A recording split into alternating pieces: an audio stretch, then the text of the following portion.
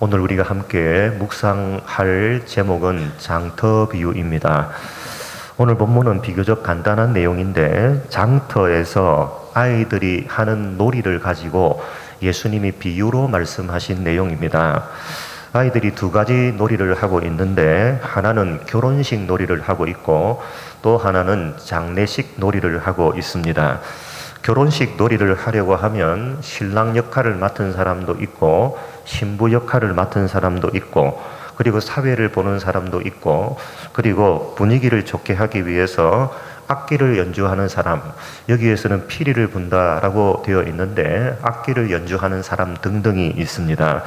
결혼식에 참여한 사람들이 이 악기 소리에 맞추어서 춤도 추고 노래도 부르면서 흥을 내게 되고 그러면 자연스럽게 결혼식의 흥은 점점 높아져 갈 것이고 결혼식에 참여했던 사람들의 즐거움은 더해져 갈 것입니다.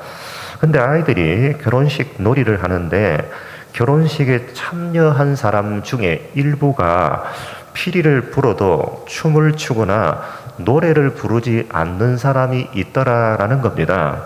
그러면 노래를 부르지 않는 사람 일부가 있으면 그 결혼식이 흥이 제대로 나지가 않을 것입니다. 일부는 춤을 추고 그렇게 기뻐하며 즐거워하고 있는데 일부는 그러지 않으니까 흥을 망쳐버리게 되는 것이죠. 장례식 놀이도 마찬가지입니다. 시체 역할을 하는 사람도 있을 거고 염을 하는 사람도 있을 것이고 조문을 하는 사람, 그리고 이스라엘에는 독특하게 조문하는 사람들이 곡을 좀 더 잘할 수 있도록 그리고 자연스럽게 눈물을 잘 흘릴 수 있도록 곡을 함께 옆에서 해주는 사람이 있습니다. 근데 아이들이 장례식 놀이를 하는데 장례식에 참여한 사람 중에 곡을 하는 사람을 따라 곡을 하거나 눈물을 다 흘리고 있는데 일부 사람들이 그렇게 하지 않는 사람들도 있더라라는 겁니다. 이걸 아이들이 놀이를 가지고 이렇게 장례식 놀이, 결혼식 놀이를 하는 겁니다. 그러니까 지금 아이들이 하는 놀이는 잘된 결혼식과 잘된 장례식 놀이를 하는 게 아니라 일부가 흥을 망치거나 일부가 곡하는 것을 망침으로 인하여 결혼식이 잘 안 되고 장례식이 잘 안 되는 그런 식을 비유해서 지금 놀이를 하고 있는 것입니다. 예수님께서 왜 이런 비유를 지금 꺼내 들었는가? 그 이유가 뭐냐? 그 이유를 알려고 하면 누가복음 7장 전체가 어떤 내용으로 이루어져 있는지를 우리가 좀 살펴볼 필요가 있습니다. 누가복음 7장 11절을 제가 한번 가보겠습니다. 제가 읽어보겠습니다. 누가복음 7장 11절입니다. 제가 읽습니다. 그 후에 예수께서 나인이라는 성으로 가실새 제자와 많은 무리가 동행하더니 예수님께서 나인이라고 하는 성으로 많은 무리들과 제자들과 함께 가시다가 한 장례 행렬을 만나게 됩니다. 12절입니다. 성문에 가까이 이르실 때 사람들이 한 죽은 자를 메고 나오니 이는 한 어머니의 독자요 그의 어머니는 과부라. 그 성에 많은 사람도 그와 함께 나오거늘 나인성에 살아가고 있는 과부가 있는데 외아들이 죽어서 장례를 치르게 되었고 아마도 이날은 장례 마지막 날이 되어서 아들의 시신을 매장하러 가는 날인 것 같습니다. 예수님께서 이 죽음의 행렬을 마주하게 된 것입니다. 죽은 사람이 과부의 외아들이었기 때문에 이 장례 행렬은 굉장히 슬펐을 것이다 라고 우리는 충분히 추측해 볼 수가 있습니다. 그래서 더 많은 사람들이 아마도 피리를 불었을 것이고 한 명이 평소에 불었다면 두 명, 세 명이 피리를 불어가면서 곡을 하고 통곡을 하는 눈물을 흘리는 그런 장관을 이루는 그런 배경이었을 것입니다. 그러면 예수님께서 함께 간 일행들도 같이 눈물을 흘려주고 통곡을 해주고 그렇게 해야 되는 것이 마땅한 인간의 도리인 것 같습니다. 근데 예수님께서 오늘 본문에 보면 그렇게 하지를 않는다 그런 말입니다. 예수님께서는 그러면 어떤 행동을 하느냐? 총 3가지 행동을 합니다. 예수님께서 3가지 행동을 하는데 이 3가지 행동에 대해서 제가 한번 살펴보겠습니다. 첫 번째가 13절입니다. 주께서 과부를 보시고 불쌍히 여기사 외아들의 죽음을 당한 이 과부를 보시고 불쌍히 여겼습니다. 그리고 하시는 말씀이 뭐냐? 울지 마라 그렇게 말씀을 하셨습니다. 뭘 하지 말라는 거예요? 곡하지 말라는 거예요. 여러분, 장례식 행렬에 수많은 사람들이 이 과부의 슬픔을 위로해 주기 위해서 피리 소리를 따라서 곡을 하고 통곡을 하고 눈물을 흘리고 있는데 예수님께서 이 과부를 불쌍히 여기면서 곡하지 말라는 겁니다. 여러분, 남편을 일찍 잃은 과부가 하나밖에 없는 아들마저 잃었습니다.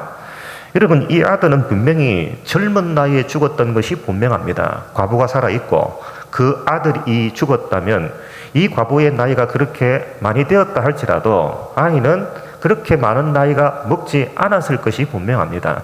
이 젊은 나이에 병이나 사고로 죽었을 것이 분명하고 그 아들의 죽음을 보는 과부의 슬픔은 우리가 감히 상상하기가 어렵습니다.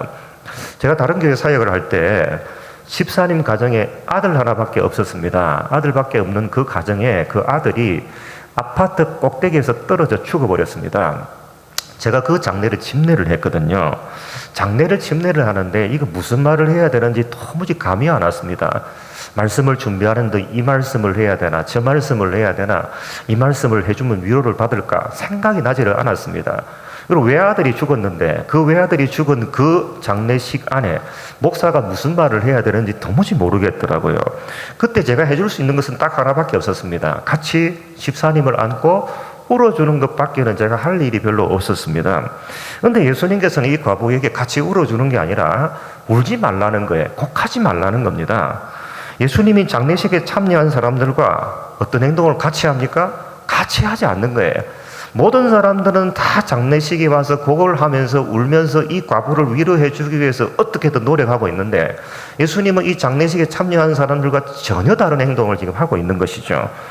예수님의 두 번째 행동을 제가 한번 보겠습니다. 14절입니다. 가까이 가서 그 관에 손을 대시니 맨 자들이 서는지라. 사람들이 관을 들고 가겠죠. 장례식을 하고 이제 매장을 하러 가기 위해서 관을 들고 가는데 예수님께서 그 관 위에다 손을 딱 대시는 겁니다. 여러분도 알다시피 레위기 율법에 의하면 시체는 죽음을 상징합니다. 시체라는 것은 죄의 결과물이거든요. 그래서 이 시체는 부정한 것의 대명사입니다. 그러니까 레위기 율법에 의하면 부정한 것, 정한 것 이렇게 구분이 되는데 그 구분하는 것 중에 최고로 부정한 것을 시체라고 여기는 것이죠.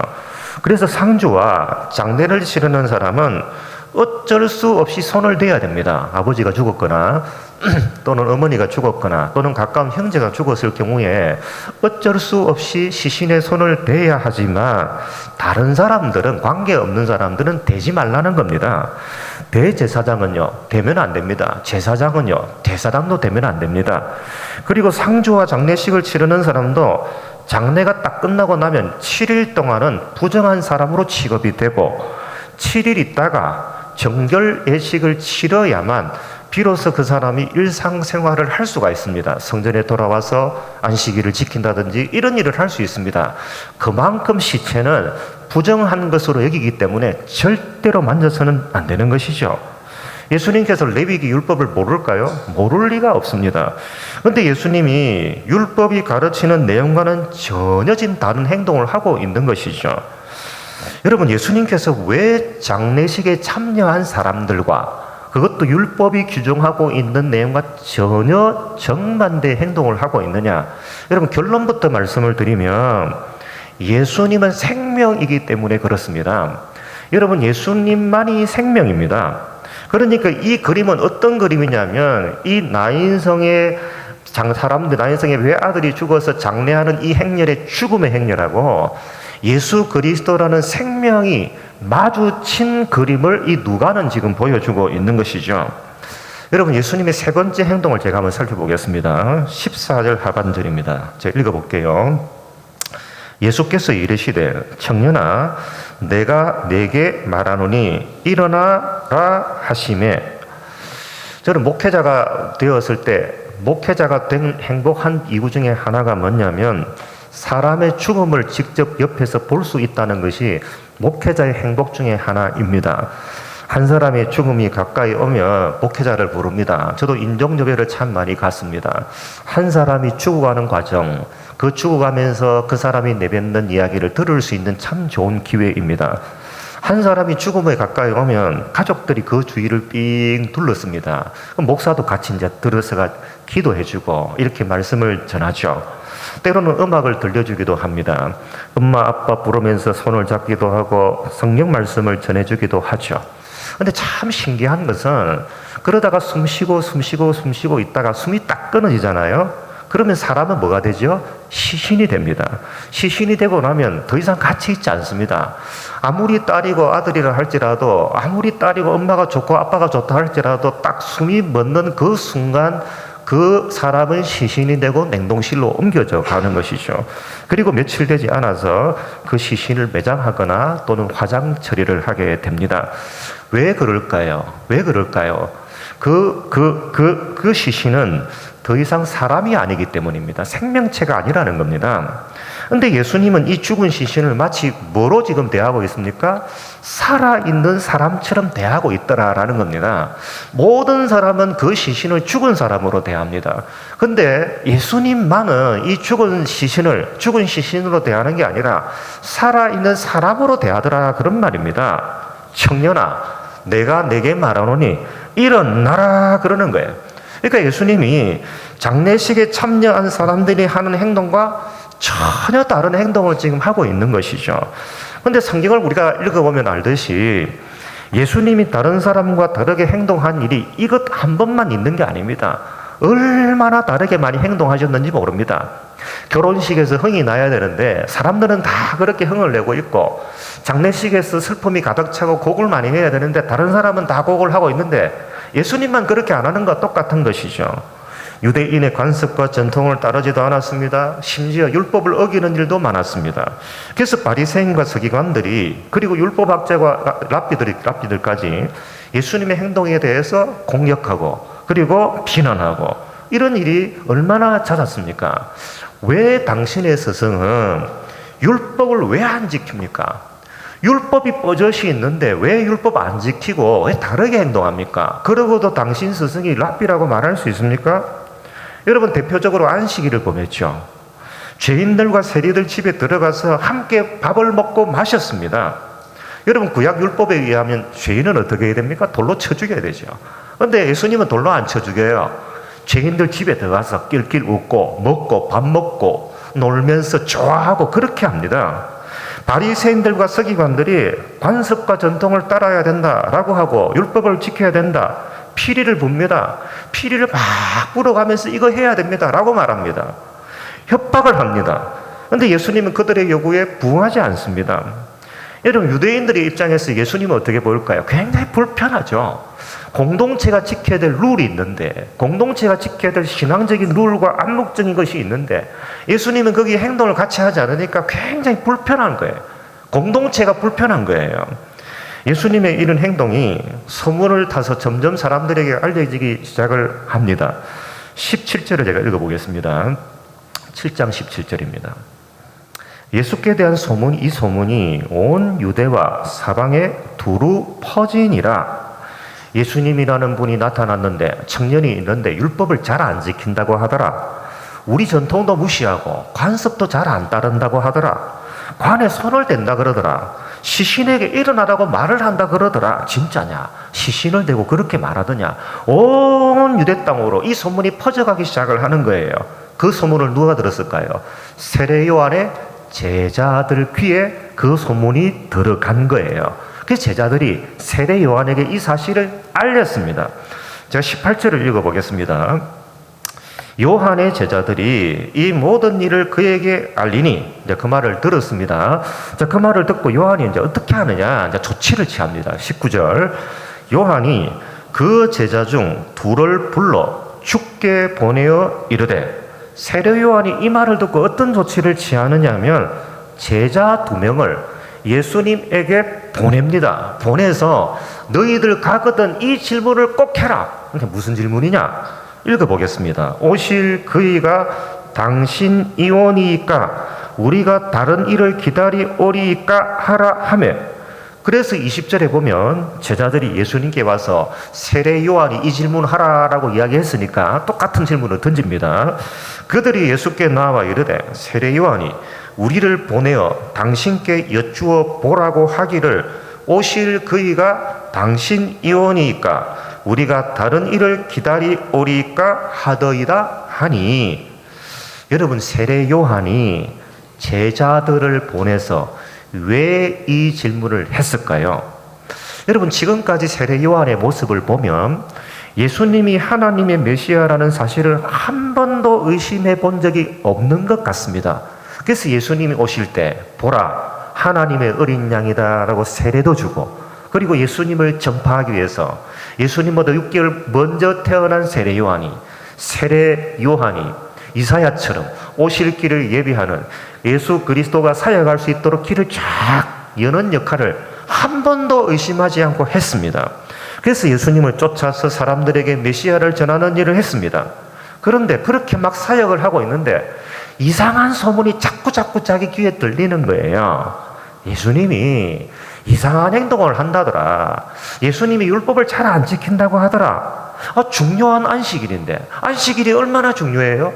여러분, 구약 성경에서 가장 중요한 율법을 꼽으라 그러면 안식일입니다.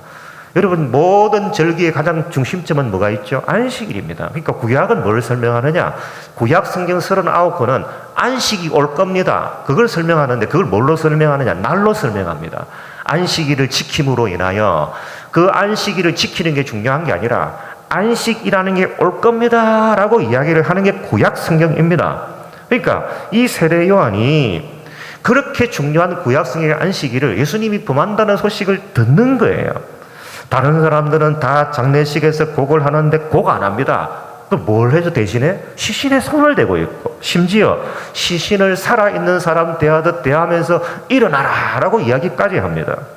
세례 요한이 이 소문을 딱 듣고 어떻게 했을까요? 헷갈리는 거예요. 와, 이거 내가 믿는 예수님 맞나? 그 예수가 메시아가 맞나? 나는 그 확신을 가지고 진짜 그 예수를 메시아라고 그리스도라고 알고 전했는데 이분이 진짜 그런 건 맞냐?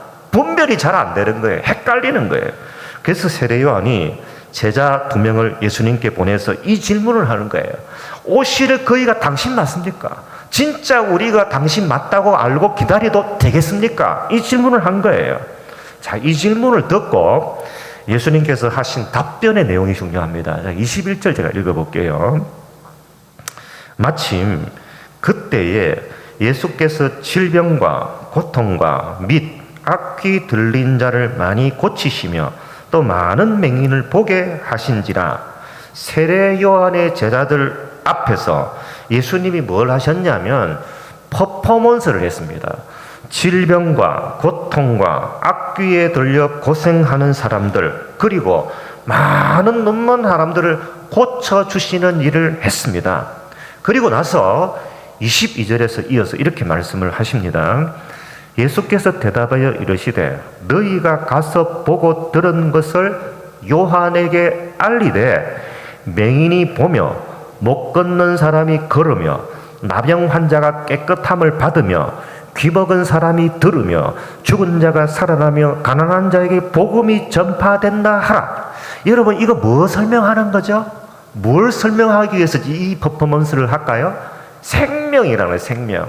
제가 설교 초도에 그런 말씀 드렸습니다. 지금 장래 행렬, 죽음의 행렬하고 생명이 만난 거예요. 그 생명이 부딪힌 거예요. 나는 뭐란 말이에요? 나는 길이요 진리요 생명이다. 지금 그 이야기를 하는 겁니다. 그 생명이라는 사실을 세례 요한의 제자들에게 알려주는 거예요. 그럼 다른 거는 생명 아니라는 거예요. 죽은 거라는 거예요. 그래서 23절에서 이렇게 덧붙입니다. 누구든지 나로 말미암아 실족하지 아니하는 자는 복이 있도다 하시더라. 여러분, 유대인들이 보기에 예수님은 율법을 잘 지키지를 않았습니다. 시체를 가까이 했습니다. 우는 사람에게 울지 말라고 말했습니다. 심지어 안식일을 범하면서 안식일에 병자 고치는 일까지 했습니다. 여러분, 안식일에 왜 병자를 고칠까요? 병자를 고치는 일은 생명이라고 제가 말씀을 드렸습니다. 여러분, 안식일의 핵심이 뭐죠? 사람이 살아나는 거예요. 생명이에요. 그 생명을 설명하기 위해서 예수님이 병자를 고치는 일을 하는 겁니다. 그런데 이 고침을 받은 사람들조차도 당시 사람들과 전혀 다르게 행동하는 이 예수님의 행동이 이해가 잘 안 되는 거예요. 못마땅한 겁니다. 율법을 어기는 사람이 무슨 메시아냐? 안식일을 어기는 사람이 어떻게 우리를 구원하냐, 이렇게 사람들의 소문이 점점 퍼져가기 시작을 하는 거예요. 그래서 세례 요한도 제자들을 보내서 예수님이 하나님이 보내신 그리스도가 맞는지 그걸 지금 확인하고 싶었던 것입니다. 그때 예수님께서 세례 요한에게 보여주신 것은 뭐라고요? 생명이라고. 여러분, 기독교의 핵심은 생명입니다. 생명. 다른 게 있는 게 아니에요. 뭘 지켰냐 안 지켰냐, 뭘 했냐 안 했냐, 이게 중요한 게 아닙니다. 생명, 내가 생명을 만지고 있느냐, 예수 그리스도라는 생명을 만지고 있냐 없냐, 이게 기독교의 핵심입니다. 여러분, 세례 요한의 제자들이 이야기를 들었습니다. 듣고 떠났습니다. 떠나고 이제 세례 요한에게 갔겠죠. 그리고 남은 제자들에게 예수님께서 이렇게 말씀을 하십니다. 24절을 제가 읽어볼게요. 24절. 요한이 보낸 자가 떠난 후에 예수께서 무리에게 요한에 대하여 말씀하시되, 요한에 대해서 이야기를 합니다. 요한에 대해서 이야기를 하기 위해서 예수님이 제자들에게 세 가지 질문을 합니다. 자, 읽어보겠습니다. 너희가 무엇을 보려고 광야에 나갔더냐? 바람에 흔들리는 갈대냐? 그러면 너희가 무엇을 보려고 나갔더냐? 부드러운 옷 입은 사람이냐? 보라, 화려한 옷을 입고 사치하게 지내는 사자는 왕궁에 있느니라. 여러분, 이게 무슨 말이에요? 너희가 지금 무엇을 보고 있느냐? 다시 말하면 너희가 원하는 게 도대체 뭐냐는 겁니다. 여기 바람에 흔들리는 갈대라는 말은 세상 사람들이 이렇게 말하면 이렇게 따라가고, 세상 사람들이 저렇게 말하면 저렇게 따라가고, 세상의 흐름에 맞추어서 살아가는 것을 말하는 것인데, 그렇게 살아가는 사람은 많다 적다? 많다는 거예요. 엄청나게 많다는 거예요. 광야로 가봐라. 그런 사람은 지금도 널려 있다는 겁니다. 여기 화려한 옷을 입고 사치스럽게 지낸다라는 말은 먹을 거 걱정 없고 입을 거 걱정 없고 그렇게 살아가는 사람을 말하는데, 그런 사람 보고 싶으냐? 그런 사람 보고 싶으면 왕궁에 가면 엄청나게 많다. 거기 가서 봐라. 그런 말이에요. 이 말은 역설적으로 뭐예요? 먹을 것, 입을 것, 마실 것 많고 세상 흐름에 맞춰 살아가는 것이 잘 사는 것처럼 보이지만 거기는 뭐가 없다는 거예요? 생명이 없다는 거예요. 생명이 없다는 이야기입니다. 그러면서 세례 요한이 사는 삶을 예를 들어 설명을 합니다. 제가 27절을 한번 읽어보겠습니다. 27절. 기록된 바 보라, 내가 내 사자를 내 앞에 보내노니, 이제 세례 요한을 말하는 겁니다. 자, 이 사람이 어떻게 살았는지를 예수님이 이야기를 해줍니다. 그가 내 앞에서 내 길을 준비하리라 한 것이 이 사람에 대한 말씀이라. 세례 요한은 어떻게 살았다는 거예요? 예수 그리스도께서 가시는 길을 미리 준비하는 삶을 살았다, 이렇게 이야기를 합니다. 당시 사람들은 어떻게 살았는데요? 세례 요한처럼 살았게요? 안 살았습니다. 그렇게 안 살았습니다. 거의 모든 사람들이 바람에 흔들리는 갈대처럼 이리 왔다 저리 왔다 그렇게 살아갑니다. 대세를 따라가는 삶을 살았다, 그런 이야기입니다. 화려한 옷을 입고 사치스럽게 사는 사람을 보면 와, 저게 성공이다, 나도 저렇게 살아가고 싶다 라고 꿈꾸며, 모든 사람들의 시선은 어디에 있을까요? 왕국에 있습니다. 나도 저 왕궁에 있는 사람들처럼 그렇게 살아가고 싶다, 그렇게 생각을 했습니다. 그 꿈을 이루어 줄 사람을 누구로 봤어요? 메시아로 봤다, 그런 말입니다. 그런데 세례 요한은 사람들이 생각하는 행동하고 똑같이 행동하지를 않았다는 거예요. 예수 그리스도께서 오시는 길을 미리 예비하는 삶을 살았다라고 예수님께서 말씀을 하고 있는 겁니다. 그래서 26절에서 예수님이 세 번째 질문을 합니다. 세 번째 질문 읽어볼게요.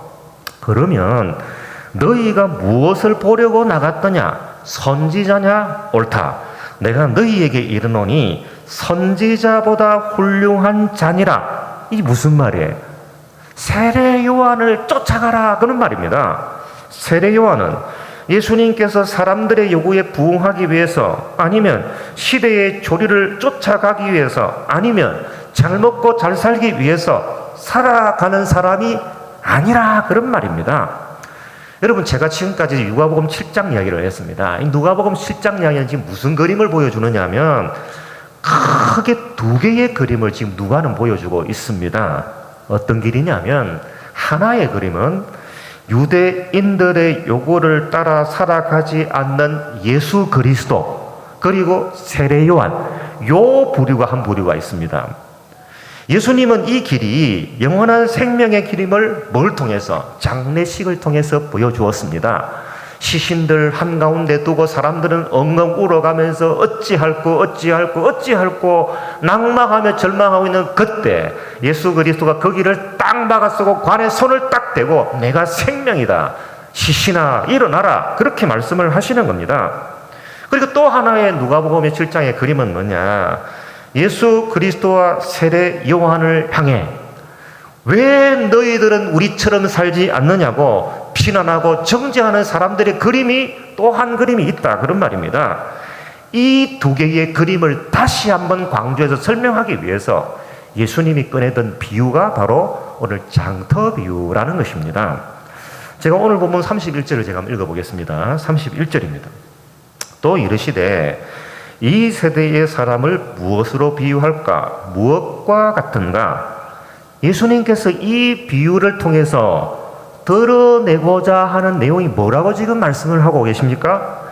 이 세대 사람들이 어떻게 살고 있는지 그 삶의 형태를 이 비유를 통해서 드러내려고 한다, 지금 그렇게 말씀을 하고 있는 겁니다. 이 세대 사람들은 도대체 뭘 추구하며 살아가는지, 무엇을 가장 중요하게 생각하고 살아가는지, 어떤 메시아를 기대하고 살아가는지, 그걸 이 비유를 통해서 내가 너희들에게 설명해 주겠다, 지금 이야기를 합니다. 자, 32절을 보겠습니다. 자, 비유 말씀입니다. 아이들이 장터에 앉아 서로 불러 이르되 우리가 너희를 향하여 피리를 불어도 너희가 춤추지 않고, 피리를 분다는 말은 결혼식에 흥을 돋운다라는 말이라고 했죠. 사람들은 피리를 불면 춤춥니다, 노래합니다, 흥겨워합니다. 근데 이상하게도 피리를 불어도 피리 소리에 맞추어 춤을 추지 않는 사람, 이상한 사람이 있더라는 거예요. 이어서 읽습니다. 우리가 곡하여도 너희가 울지 아니하였다 함과 같도다. 여기 곡을 한다는 말은 장례식에서 곡을 더 잘할 수 있도록 분위기를 띄워주는 사람이라고 했습니다. 그런데 곡을 하는데 이상한 사람 하나가, 아니 둘이 곡을 함에도 불구하고 다른 사람은 다 곡을 하며 엉엉 우는데 그 두 사람만 곡하지 않더라, 그런 말입니다. 그러면 여기 피리를 부는데도 춤추지 않고 노래 부르지 않고 곡을 하는데 곡하지 않는 그 사람은 누구를 지금 말하고 싶은 거예요? 이거 누구 설명하고 싶어 하는 거예요? 예수님이 자기 자신, 그리고 세례 요한, 이 두 사람을 설명하고 싶어 하는 겁니다. 그래서 이어서 이 비유가 어떤 뜻을 가지는지 그걸 설명하는 대목이 33절부터 등장을 합니다. 제가 33절을 읽어보겠습니다. 세례 요한이 와서 떡도 먹지 아니하며 포도주도 마시지 아니하며 너희 말이 귀신 들렸다 하더니, 결혼식에 온 사람들은 하나같이 다 빵도 먹고 포도주도 마시는데 누구만 그래 안 하는 거예요? 세례 요한만 그렇게 안 하더라는 거예요.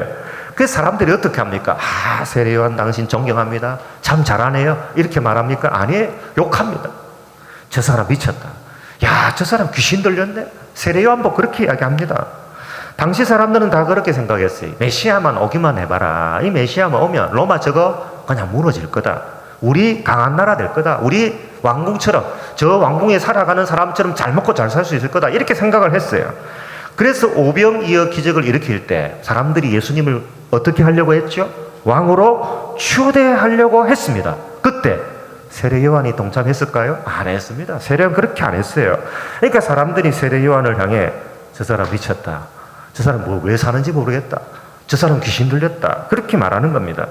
그럼 예수님은 어떠냐? 34절입니다. 예수님 설명하는 겁니다. 인자는 와서 먹고 마시며 너희 말이 보라, 먹기를 탐하고 포도주를 즐기는 사람이여 세리와 죄인의 친구로다 하니, 예수님께서 창녀들을 불러가 세례들을 불러서 너희는 나의 친구다. 여러분, 죄인을 친구라 그래요, 세리를 친구라 그래요, 창녀를 친구라 그래요. 그리고 같이 식사를 합니다. 다른 사람도 그렇게 할까요? 안 합니다. 창녀를 친구라 둔 사람 없어요. 세리를 친구라고 말하면서 같이 식사하는 사람이 있을까요? 없다 이 말입니다. 오히려 죄인들과 어울리는 것은 율법에 맞지 않습니다. 그렇게 살아가는 건 아닙니다. 그렇게 살아가는 건 죄입니다. 그렇게 말하면서 비판했다 그런 말입니다. 그래서 세상 사람들이 예수님을 향해서 뭐라고 이야기해요? 먹기를 탐하는 자다. 이걸 좀 고급스럽게 이야기하면 저 사람 분별력 참 없네. 지금 그런 이야기입니다. 여러분 왜 예수님께서 이 비유를 지금 들고 있을까요? 예수 그리스도를 믿고 살아갈 너희 제자들은, 제자들은, 너희 12제자들은 이 세상이 흘러가는 경향과 대세와 가치를 따라가는 사람이 아니다. 그 이야기 해주는 거예요. 제가 요즘 뉴스 보면 성적 때문에 자살하는 사람이 부쩍 참 많아진 것 같습니다. 자살률이 전 세계 OECD 국가 중에 우리 대한민국이 가장 높다고 이야기합니다. 제가 그 뉴스를 보면서 이런 생각이 들었어요. 그 책임이 도대체 누가 있을까? 왜 이 사회가 성적 안 좋으면 죽을 수밖에 없는 사회가 되었을까? 그 뉴스 보면서 이렇게 된 책임은 저를 포함해서 이 땅을 살아가고 있는 그리스도인에게 있다. 저는 단연코 이렇게 말할 수 있습니다. 왜냐하면 그리스도인들이 세상 사람들이 춤을 출 때 함께 동조해서 춤추고 이 세상 사람들이 곡을 할 때 함께 동조해서 곡을 했기 때문에 세상이 이렇게 돌아가고 있다 그런 말입니다. 그래서 예수님께서 오늘 본문의 결론을 이렇게 내립니다. 35절 마지막으로 35절 읽고 제가 마치겠습니다. 지혜는 자기의 모든 자녀로 인하여 옳다함을 얻느니라. 여러분 어떤 사람이 지혜로운 사람입니까? 그 질문을 하는 거예요. 예수님이 제일 결론 말씀으로 어떤 사람이 지혜롭게 살아가는 사람입니까?